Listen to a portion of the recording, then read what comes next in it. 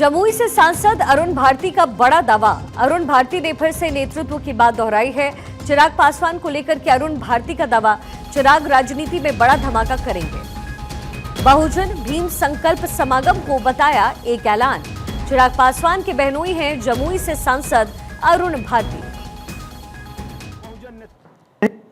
सवाल है चिराग पासवान जी के समग्र नेतृत्व को सीमित दायरे में बांधने के प्रयासों को परास्त करने का। बहुजन भीम संकल्प समागम एक आयोजन नहीं, एक ऐलान है। ऐलान कि अब बहुजन समाज सिर्फ संख्या नहीं, निर्णय बनेगा, निर्णय का हिस्सा बनेगा। जब हम बहुजन नेतृत्व की बात करते हैं तो इसका अर्थ सिर्फ जातियों की गणना नहीं, इसका मतलब है वह नेतृत्व जो कि दलित हो, सर्वजन हो या हर वंचित के अवसरों की रक्षा करने वाला हो। यही सोच हमारे संस्थापक स्वर्गीय श्री रामविलास पासवान जी की थी, जिन्होंने सबसे पहले गरीब सर्वजन के लिए आरक्षण की बात की ताकि कोई भी गरीब मुख्य धारा की दौड़ में पीछे ना छूट जाए। और आज चिराग पासवान जी उस सोच को 21वीं सदी की भाषा, हिम्मत और मेहनत के साथ आगे बढ़ा रहे हैं। सर्वेश, मेरे सहयोगी इस समय ग्राउंड जीरो बिहार से कनेक्टेड हैं। सर्वेश, जाहिर तौर पर चिराग पासवान को लेकर के अटकलें बहुत ज्यादा लग रही थी, लेकिन अब जिस तरीके से अरुण भारती का दावा है, एक तो सबसे बड़ी बात यह है कि चिराग पासवान ने जैसे अपनी जमीन को मजबूत किया है अपने पिता के जाने के बाद, ये जाहिर तौर पर एक क्यूरियोसिटी पैदा करती है। लेकिन ग्राउंड रिपोर्ट क्या कहती है सर्वेश? देखिए शिखा, अगर अरुण भारती के पूरे बयान को आप सुनेंगी, जो उनका आखिरी हिस्सा था बयान का, वो जो अगर आप सुनेंगी तो उसमें साफ तौर पे उन्होंने कहा है कि नेतृत्व इस बार हमारा होगा।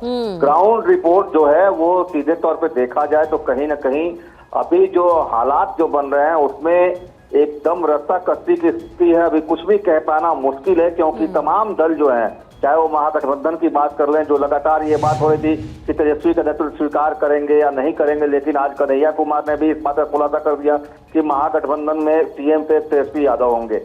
और दूसरी तरफ जो एनडीए की अगर बात की जाए तो एनडीए ने साफ तौर पर यह भी स्पष्ट किया है कि नीतीश के नेतृत्व में चुनाव लड़ा जाएगा।